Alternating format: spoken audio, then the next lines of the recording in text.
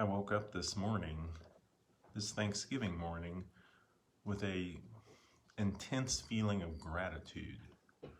So we're supposed to be thankful on Thanksgiving Day, and what I'm thankful for may surprise some of you. The thing that I woke up thinking was, thank goodness I walked away from practicing medicine. I had fought to keep my license. I just let it lapse, walked away from it. And I'm convinced that if I would have kept doing what I was doing, I'd probably be dead. The stress and anxiety of dealing with the medical establishment was sucking out my soul. I was not able to do and practice the way I think patients need to be taught, and interventions that are not following a narrative or an algorithm, because each person is an individual and each treatment should be individualized. That's the basis of functional medicine, which I started doing in 2008. So I want to thank all of the people involved in forcing me to look at what I was doing as a career, which was technically killing me. So at 63 years old, I'm in much better shape, both physically and mentally, than I was at 57. When I decided in one day I was going to chuck everything away and walk away. I left Oklahoma. I had a duffel bag of clothes. I left my house, my pianos, my medical degree, my bachelor's degree, all my books, all my music, none of which has been returned to me. But it was liberating. So the greatest lyric ever written, Chris Christopherson, freedom's just another word for nothing left to lose. That's where I was in 2017. And I've come out on the other side. You know, when you go through hell, keep going. With a new career, a sense of enlightenment, the ability to teach and figure out what's really wrong with people without a medical board or a government or an insurance company breathing down my neck. So I miss delivering babies. I was an obstetrician gynecologist. I do miss that. And I was a vaginal and pelvic reconstructive surgeon, and I was very good at it. I'm not being pompous. I was trained by some amazing surgeons, and that was my approach. Was, it's the specialty of vaginal surgery is specific to obstetrics and gynecology, and I don't think it's being taught as much as when I was in residency.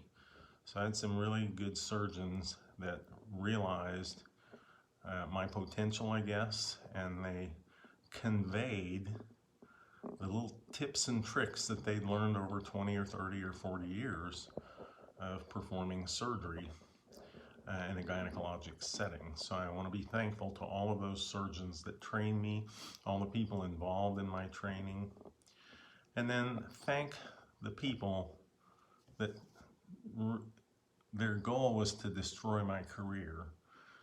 There's several of them. They know who they are.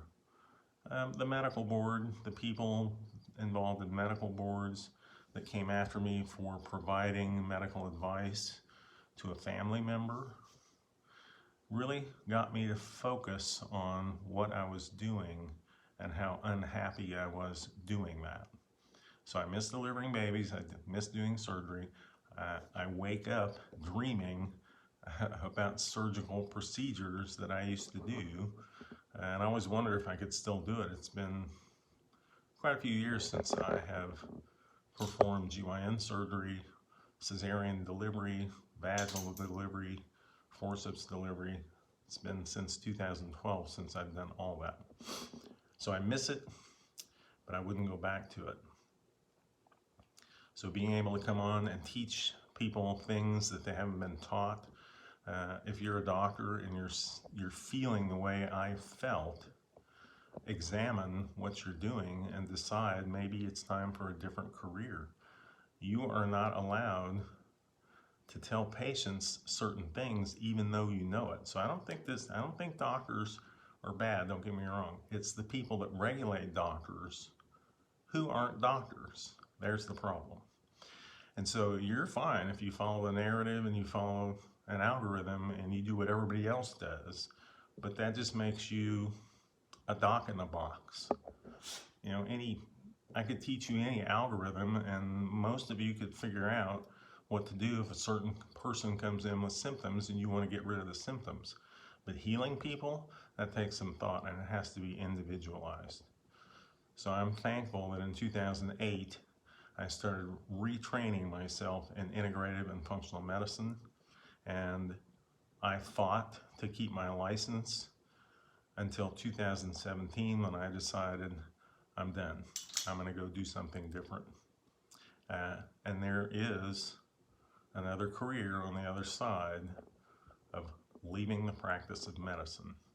I've had several of you ask me why I don't do these videos on Rumble. I do have an account. I put it up. It's under Health Without Risk. And I think since that platform, I'm not censored and I can pretty much say whatever I want. If you want to hear what I say unfiltered, you can go to my Rumble account. I have a few videos up that you've probably seen on TikTok, but I'm going to make some of them for Rumble, where I tell you the real deal. You all have a great Thanksgiving, and make sure you sit back and think what you're grateful for in your life and what you need to give thanks for. Have a great day. Talk to you later. And don't eat too many carbs. See ya. Bye.